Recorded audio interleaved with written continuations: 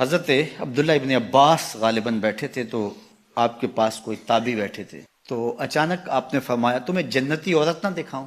انہوں نے کہا جی دکھائیے. تو کہا وہ جو سیاہ رنگت کی خاتون گزر رہی ہے یہ جنتی. تو انہوں نے کہا وہ کیسے؟ کہا ایک دن یہ حضور کے پاس آئی اور آقا کریم سے کہنے لگی حضور میرے لیے دعا کر دیجیے، مجھے مرگی کے دورے پڑ تو میں گر پڑتی ہوں، تو آپ میرے لیے دعا کر دیجیے میں اس بیماری سے بچ جاؤں. تو اللہ کے محبوب علیہ السلام نے فرمایا اگر تو صبر کرے تو تیرے لیے جنت کا وعدہ ہے. آپ کہو تو میں دعا کر دیتا ہوں تم ٹھیک ہو جاؤ گی، لیکن اگر تم صبر کرو تو جنت کا وعدہ ہے. تو اس نے کہا ٹھیک ہے مجھے منظور ہے، جنت وعدہ ٹھیک، لیکن جب میں گرتی ہوں تو میرا پردہ کھل جاتا ہے، عورت ذات ہوں، چلو ٹھیک ہے بیماری رہے گروں بھی لیکن اتنی دعا تو کر دیں کہ پردہ نہ کھلے. تو اللہ کے محبوب نے فرمایا ہاں یہ دعا میں کر دیتا ہوں. کہا کہ مرگی کے دورے سے اب بھی پڑھتے ہیں، اب بھی گر جاتی ہے لیکن اللہ اس کے پردے کی حفاظت کرتا ہے. اللہ اکبر. تو پردہ کتنی اہم چیز ہے اور ہمارا دین ہمیں اس کی تلقین کرتا ہے کہ تمہارا حیا نہیں لٹنا چاہیے، تمہارے پردے کی حفاظت رہنی چاہیے. حیا دین ہے اور حیا کے ساتھ اسلام کا تعلق کتنا گہرا ہے کہ یہ دونوں جڑی ہوئی چیزیں ہیں. ایک رخصت شے ہوتی ہے تو دوسری بھی رخصت ہو. مجھے بھی آپ کو بھی عملی کوشش بھی کرنی چاہیے کہ یہ جو ذرائع ہیں حیا باختگی کے، ان سے اپنے آپ کو اور اپنی نسل کو بھی بچایا جائے، اپنی معاشرت کو بھی بچایا جائے. اور دوسری بات کہ ایمان کی تکمیل تو حیا سے ہی ہے. یہ باڑ ہے ایمان کے لیے، اگر یہ باڑ اتر گئی تو ایمان پر حمل. تو ہم مغرب کی نقالی میں اس کو ترقی نہ سمجھیں. اگر حیا باختگی لباس مختصر بلکہ اتار دیا جانا یہ ترقی اور کامیابی ہوتی تو پھر تو کعبہ اللہ کا ننگے طواف لوگ کیا کرتے تھے، وہ ترقی یافتہ ہوتا. تو برہنہ ہو جانا یہ حیوانیت کی طرف سفر ہے، یہ کامیابی نہیں ہے، یہ عروج نہیں ہے، یہ فیشن اور ترقی نہیں ہے، یہ تو اخلاقیات سے کنارہ کشی ہے، یہ تو حیا باختگی ہے. اسلام ایک روشن خیال دین ہے، اسلام ترقی یافتہ دین ہے، اسلام انسانی مزاج سے ہم آہنگ دین ہے، انسانی ضروریات کے تقاضوں کو پورا کرنے والا دین ہے. انسانیت سے، ہمارے مزاج سے، ہماری فطرت سے ہٹ کر کوئی دین نہیں ہے. تو نفس کی تسکین اور ہے، روح کی تسکین اور ہے. تو جوانی کے دور کے اندر نوجوان کی زندگی کے کچھ ترجیحات ہوتی ہیں لیکن بعد کے اندر وہ خود سمجھ رہا ہوتا ہے کہ میں یہ غلط ہوں. آج مغرب پریشان ہے کہ انہوں نے جوانی کے 4 ایام تو اپنی خواہشوں میں اسیر ہو کے گزار لیے لیکن ان کے بڑھاپے کی تلخیوں کو آپ نہیں جانتے کیا ہے. تو مغرب کے سانچے میں ڈھلنے کی کوشش نہ کرو. وہ اقبال نے کہا تھا نئی تہذیب تکلف کے سوا کچھ بھی نہیں، چہرہ جو نہ روشن ہو کہ تو کیا حاجت گلگو نہ فرو. اندر کچھ ہو ہی نہ اور اوپر میک اپ کیا ہوا ہو تو وہ تو کبھی اترے گا، جب اترے گا تو نیچے سے کیا بلا نکلے. تو یہ مغرب کی تہذیب ایک میک اپ ہے، جب اترتا ہے تو نیچے سے بلائیں برآمد ہوتی ہیں. اور وہ بڑھاپے میں جا کے ان کی حالت دیکھو کہ وہ کتنی تلخ عجیب اور پریشان کن زندگی گزار رہے ہیں. لیکن مومن کی زندگی میں بظاہر تلخیاں بھی ہوں لیکن اس کا چہرہ روشن ہی آپ کو دکھائی دے گا اگر وہ اسلام کے دیے ہوئے اصولوں کے مطابق چلتا ہے. تو مشرق کو کبھی بھی مغرب کی نقالی نہیں کرنی چاہیے. مغرب تو اس مصیبت سے جان چھڑانا چاہتا ہے لیکن ان کی معاشرت اس طرز کی بن گئی ہے کہ جان چھوٹنے نہیں پا رہی، اور جہاں سے وہ نکلنا چاہتا ہے وہاں سے ہم داخل کیوں ہونا چاہتے ہیں. تو میری بیٹی، میری بہن، تو مغرب کی بیٹی نہیں ہے، تو مشرق کی شہزادی ہے. تیرا برقع، تیری چادر، تیرا حجاب تیری آبرو کا پہرا ہے. جب تو سمٹتی ہے تو معاشرہ پھیلتا ہے. تیرا حیا ہی تیری زندگی کا تیور ہے اور یہی تیرا نور ہے. اور نوجوان کی آنکھوں کے شرم و حیا کے تلے عبادت کی لذت رکھی گئی ہے. اگر آپ چاہیں کہ عبادات میں لذت نصیب ہو، سجدے میں قرار نصیب ہو، اپنی نگاہوں کی حفاظت کر کے دیکھو، سجدے میں سرور آنا شروع ہو جائے گا، نمازوں میں لذت آنی شروع ہو جائے گی. تو اللہ ہمیں حیا کے جوہر سے مالا مال فرمائے. حضور نبی رحمت صلی اللہ علیہ وآلہ وسلم نے ارشاد فرمایا دنیا متاع ہے اور دنیا کا بہترین متاع صالحہ عورت ہے. اور صالحہ عورت کی تعریف یہ کی گئی کہ مرد جب اس کو دیکھے تو خوش ہو جائے، اور جب وہ حکم دے تو وہ اطاعت کرے، اور جب وہ گھر سے چلا جائے تو اس کی عزت اور اس کے مال کی حفاظت کرے. تو جس میں یہ خوبیاں ہوں وہ صالح خاتون ہے، اچھی خاتون ہے اور اچھی بیوی ہے. حضور نبی رحمت صلی اللہ علیہ وآلہ وسلم نے اس دواجی زندگی کے حسن پر کتنی خوبصورت بات ارشاد فرمائی. فرمایا کہ عورت کے، بیوی کے مزاج سے آپ کو موافقت نہیں ہے، اس کی کچھ عادتیں تمہیں ناپسند ہیں، تو اس کی کچھ ایسی عادتیں بھی ہوں گی جو تمہیں پسند ہوں گی۔ تو ادھر بیوی کو یہ ارشاد کیا کہ اگر اللہ کے علاوہ کسی کو سجدہ جائز ہوتا تو میں خاتون کو حکم دیتا کہ وہ اپنے شوہر کو سجدہ کیا کرے۔ اگر خاتون اس کو مد نظر رکھے تو شوہر کو شکایت پیدا نہیں ہو سکتی، اور اگر شوہر اس حدیث کو مد نظر رکھے کہ اس کی کچھ عادتیں مجھے ناپسند ہیں تو کچھ عادتیں ایسی بھی ہیں جو مجھے پسند ہیں، یہ ماں باپ کا گھر چھوڑ کے آئی ہے، میرے لیے وطن چھوڑا ہے، اپنا آبائی گھر چھوڑا ہے، بہن بھائیوں کو چھوڑ کے میرے لیے وقف ہو گئی ہے، تو یہ چیزیں یقیناً مرد کے لیے اس عورت کی محبت کو پیدا کرنے کے لیے کافی ہیں۔ طلاق اگرچہ مرد کا شرعی حق ہے، اور اگر نباہ نہ ہوتا ہو تو طلاق دینا ناگزیر ہو جائے تو طلاق دینا ہی پڑتا ہے، لیکن اس کے باوجود اگر کوئی شخص اپنی بیوی کو برداشت کرتا رہے تو قیامت کے دن رب کی رحمتوں کا حقدار ہوگا۔ جائز کاموں میں جو سب سے ناپسندیدہ امر ہے وہ طلاق ہے، اور جب کوئی شخص طلاق دیتا ہے اللہ کا عرش بھی ہلنے لگ جاتا ہے۔ امرأہ مردودہ اس خاتون کو کہتے ہیں جس کے شوہر نے اس کو طلاق دے دی اور وہ اس قابل نہیں ہے کہ اس کا دوبارہ نکاح ہو سکے، پہلے ہی بڑی مشکل نکاح ہوا تھا، بدصورت تھی، جہیز نہیں لا سکی تھی، تو پہلے بڑی مشکل نکاح ہوا تھا، اب طلاق ہو گئی تو اب تو اور زیادہ امکان مشکل ہو گیا، تو وہ اپنے باپ کی دہلیز پہ بیٹھ گئی، آگے نکاح کا ارادہ بھی نہیں ہے چونکہ امکان باقی نہیں ہے، تو اس عورت کو شریعت میں کہتے ہیں امرأہ مردودہ، لٹائی گئی خاتون۔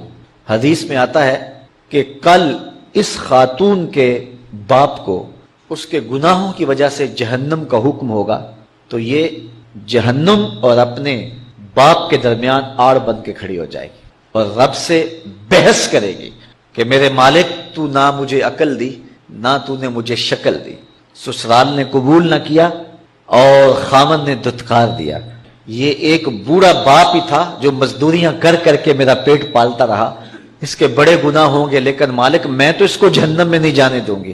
اللہ سے لڑائی کرے گی، بحث کرے گی، اللہ اکبر، الجھاؤ پیدا کر دے گی۔ حدیث میں آتا ہے اللہ اس خاتون کی سفارش مان کے اس کے بوڑھے باپ کو جنت عطا فرما دے۔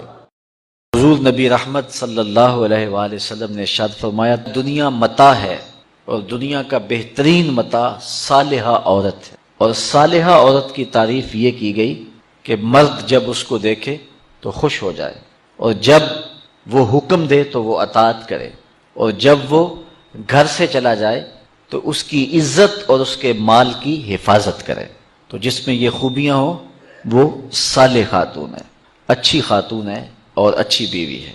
حضور نبی رحمت صلی اللہ علیہ وآلہ وسلم نے اس دواجی زندگی کے حسن پر کتنی خوبصورت بات ارشاد فرمائی، فرمایا کہ عورت کے، بیوی کے مزاج سے آپ کو موافقت نہیں ہے، اس کی کچھ عادتیں تمہیں ناپسند ہیں، تو اس کی کچھ ایسی عادتیں بھی ہوں گی جو تمہیں پسند ہوں گی۔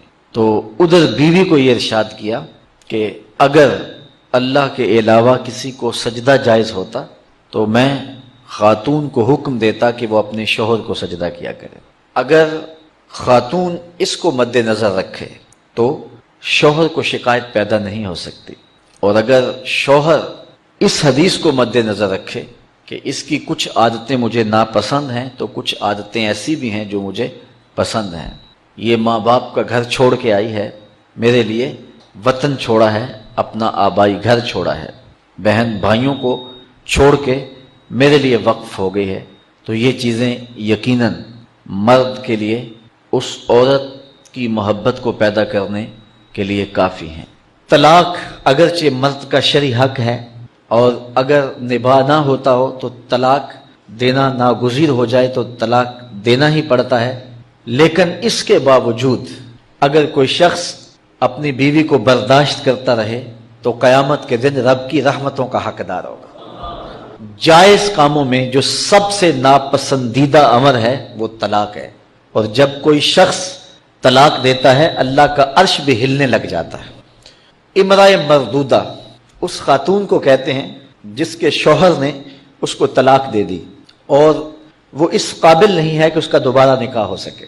پہلے ہی بڑی مشکل نکاح ہوا تھا، بدصورت تھی، جہیز نہیں لا سکی تھی، تو پہلے بڑی مشکل نکاح ہوا تھا، اب طلاق ہو گئی تو اب تو اور زیادہ امکان مشکل ہو گیا. تو وہ اپنے باپ کی دہلیز پہ بیٹھ گئی. آگے نکاح کا ارادہ بھی نہیں ہے چونکہ امکان باقی نہیں ہے. تو اس عورت کو شریعت میں کہتے امرائے مردودہ، لٹائی گئی خاتون.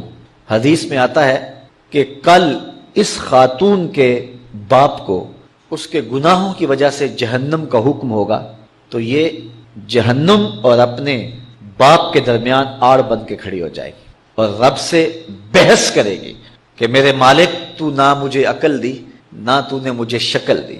سسرال نے قبول نہ کیا اور خامن نے دھتکار دیا. یہ ایک بوڑھا باپ ہی تھا جو مزدوریاں کر کر کے میرا پیٹ پالتا رہا، اس کے بڑے گناہ ہوں گے لیکن مالک میں تو اس کو جہنم میں نہیں جانے دوں گی. اللہ سے لڑائی کرے گی، بحث کرے گی، اللہ اکبر، الجھاؤ پیدا کر دے گی. حدیث میں آتا ہے اللہ اس خاتون کی سفارش مان کے اس کے بوڑھے باپ کو جنت عطا فرما دے.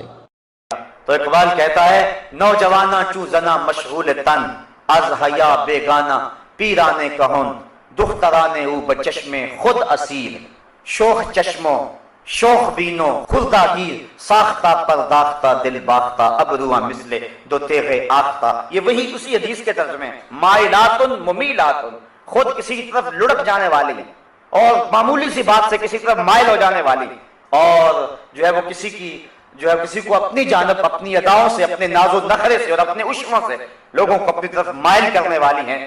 اور حضور نے ارشاد فرمایا کہ یہ عورتیں اپنے سروں پر اس طرح جوڑے رکھیں گی. دیکھیے حضور نے 1400 سال قبل ہی یہ بات بتا دی جس طرح بختی اونٹوں کی کوہانیں ہوتی ہیں، اور فرمایا کہ یہ عورتیں ایسی ہیں جو جنت میں جانا تو دور کی بات ہے، جنت کی خوشبو بھی نہیں پا سکیں گے. آج اپنے لباس کو ترک کر دیں، آج حیا کی چادر پھاڑ کے پھینک دیں، جو کرنا ہے کر لیں، اس مغرب کے معاشرے کے پیچھے لگ جائیں، لیکن حضور کے اس فرمان کو نظر میں رکھیں کہ قیامت کے دن پھر کتنی رسوائی ہوگی ان عورتوں کی جنہوں نے حیا کی چادر کو اتار کے پھینک دیا. بلکہ آئیے ہم حضور کے دور کو دیکھتے ہیں. ابو داؤد شریف کے اندر روایت ہے کہ ایک خاتون کا بیٹا شہید ہو گیا کسی جنگ کے اندر، تو حضور کی خدمت میں وہ حاضر ہوئی، لیکن اپنے جوان بیٹے کی وفات پر اور اس کی شہادت پر حضور کی خدمت میں جب حاضر ہوئی تو صحابہ نے کیا دیکھا کہ اس کا پورا جسم جو تھا وہ پردے میں لپٹا ہوا تھا. تو بیٹے کی وفات پر باوجود کے دکھ اور تکلیف کی کیفیت میں بعض اوقات شرعی ضابطے لوگوں سے چھوٹ جاتے ہیں، لیکن اس نے اپنے پردے کا خوب اہتمام کیا ہوا تھا. صحابہ نے تعجب کرتے ہوئے، اور تعجب جو تھا اس کو تحسین کی نظر سے دیکھتے ہوئے کہا کہ تو نے اس حالت کے اندر بھی اپنے پردے کا اتنا التزام کیا ہے. تو اس عورت نے جو جواب دیا وہ دختران ملت کے لیے کتنی روشن اور کتنی جو ہے وہ اجالے بانٹنے والی بات ہے. اس نے کہا میرا بیٹا فوت ہو گیا، میرا حیا تو فوت نہیں ہوا ہے، میرا بیٹا چلا گیا لیکن میرا حیا تو بھی باقی ہے. تو یہ تھی اسلام کی وہ دختران جن کی گود میں اسلام پلتا تھا. جب عورت پردے میں تھی تو وہ ایسے بچے جنم دیتی تھی جو قوم کی تقدیر کو بدل کے رکھ دیتے تھے. اقبال کہتا ہے تو نہ دانی کہ سوزے کے راتے تو دیگر گوں کر تقدیر عمر رہا. میرے قوم کی بہن تو نہیں جانتی کہ تو بہن ہو کے قرآن پڑھے تو عمر کی تقدیر بدلتی ہے، اور تو ماں ہو کے قرآن پڑھے تو بیٹا نیزے کی نوک پہ بھی قرآن سناتا ہے. آج اگر عورت سمٹ جائے تو معاشرہ پھیل جائے گا. میری بہن، میری بیٹی، تو نگار خانے کی زینت نہیں ہے، تو گھر کی آبرو ہے. تو مغرب کی ٹینوں نہیں ہے، تو مشرق کی بیٹی ہے. تو محافل کا حسن نہیں ہے بلکہ تو چراغے خانہ ہے. تیرے دم سے کائنات کے اندر حسن ہے. مکالمات افلاطون نہ لکھ سکی لیکن اسی کے شعلہ سے ٹوٹا شرار افلاطون. اسی عورت کی گود کے اندر اسلام پلتا تھا. جب مائیں ام الخیر جیسی تھی تو بیٹے غوث اعظم جیسے جنم لیتے تھے. جب مائیں مائی راستی جیسی تھی تو بیٹے بابا فرید جیسے جنم لیتے تھے. جب مائیں سیدہ فاطمہ تو زہرا جیسی تھی تو بیٹے حضرت امام حسین جیسے جنم لیا کرتے تھے.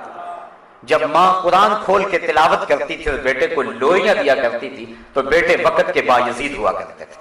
لیکن جب مائیں ایک طرف بیٹے کو دودھ پلا رہی ہیں اور دوسری طرف تھرکتی ہوئی تصویروں پہ نظر جمی ہوئی ہے تو پھر بیٹے وقت کے بایزید تو نہیں ہوں گے، وہ اداکار اور ایکٹر ہی بنیں گے، وہ بے حیا ہی بنیں گے، حیا کا مادہ ان کی آنکھ میں نہیں ہوگا۔ تو اللہ تعالیٰ جل شانہ نے خاص طور پہ ارشاد فرمایا اور عورتوں کو کہا کہ وہ اپنی نظر کو نیچا رکھیں، وَيَحْفَظْنَ فُرُوجَهُنَّ، اور اپنی پارسائی کی حفاظت کریں۔ سب سے قیمتی جوہر کسی شخص کی آبرو ہے، اگر آبرو باقی نہ رہی تو کیا باقی رہا؟ وَلَا واضح احادیث ہیں کہ حضور نے مختلف صحابہ کو جنت کی بشارت دی اور اپنی صاحبزادی کو جنت کی بشارت دی۔ حضرت امام حسن اور امام حسین رضی اللہ تعالی عنہ کو نہ صرف جنت کی بشارت دی، جنتی جوانوں کا سردار فرمایا۔ حضرت سیدنا صدیق اکبر رضی اللہ تعالی عنہ کو جنتی بوڑھوں کا سردار قرار دیا۔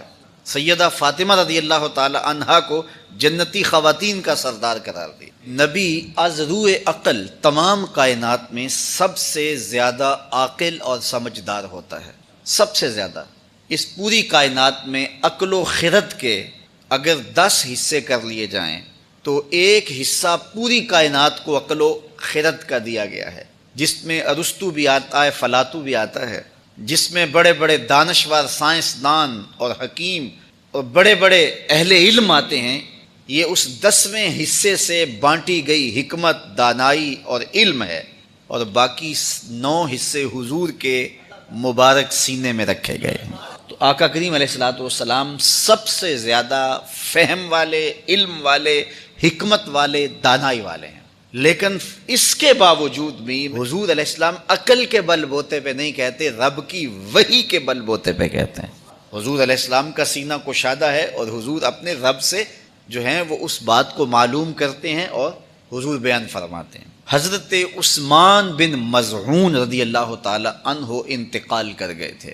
اتنے صالح تھے، اتنے نیک تھے اور اتنے متقی تھے، اور پھر ذکر و فکر میں اتنے جو ہے وہ محنت کرتے تھے، اور جب ان کی قبر بنی تو یہ وہ صحابی تھے جن کی قبر پر حضور نے ایک بڑا پتھر رکھا۔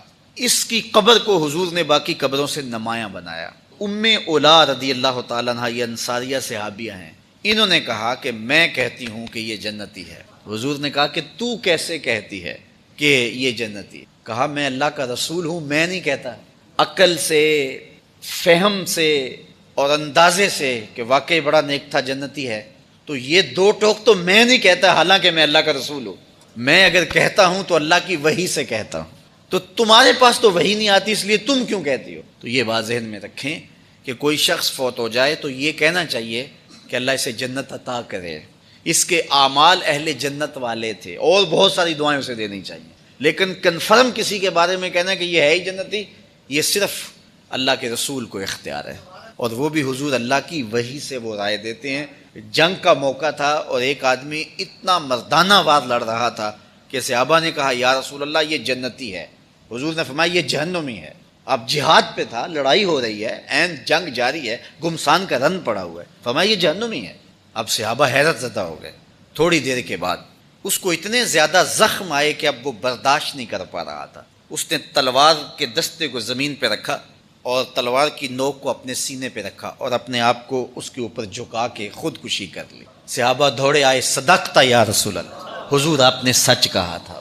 تو اللہ کے محبوب علیہ الصلوۃ والسلام کو علم ہے، اور حضور کا علم قطعی ہے، حتمی ہے، تو یہ حضور کو اختیار ہے۔ حضور کہہ سکتے ابو بکر فی الجنہ، ہم نہیں کہہ سکتے کہ مشتاق احمد جنتی، ہم یہ نہیں کہتے کہ محمد بوٹا جہنمی، یہ نہیں ہم کہہ سکتے، یہ ہمیں اختیار نہیں ہے، لیکن حضور کو اختیار ہے کہ حضور کہیں ابو بکر فی الجنہ، عمر فی الجنہ، عثمان فی الجنہ، اور حضور کو یہ بھی اختیار ہے کہ حضور بتا دیں کہ یہ جہنمی ہے اور یہ جنتی۔